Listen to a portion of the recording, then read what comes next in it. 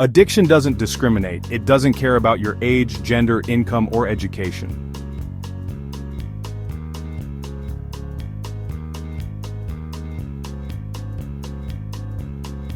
From the wealthy executive in a skyscraper office, to a teenager in a small rural town, anyone can fall into its grip. But why? And how does it happen? Today on Addictopydia, we're breaking it down.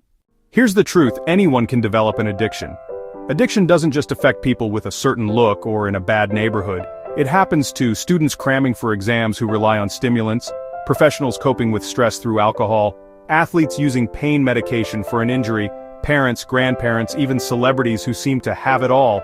The reason? Our brains are wired for reward. Substances, whether alcohol, nicotine, prescription pills, or illicit drugs, hijack that reward system. No matter your background, if you have a brain, you have the biological capacity to become addicted. So why does one person become addicted, while another doesn't? 3 main factors influence risk. Genetics. Research shows about 40–60% of addiction risk is inherited. If addiction runs in your family, you may be more vulnerable. Environment: high-stress environments, peer pressure, availability of substances, and even cultural attitudes toward drug use can increase risk. Mental health: anxiety, depression, PTSD, or other mental health disorders can make people more likely to self-medicate with drugs or alcohol.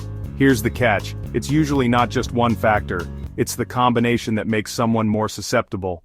It's important to understand, addiction is not a moral weakness or a lack of willpower.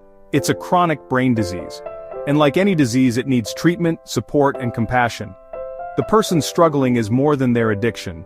They're a human being with a story, pain, and the potential to recover. So, who can develop an addiction? The answer is simple: anyone. But knowing why gives us the power to prevent it, recognize it early, and help those who are struggling.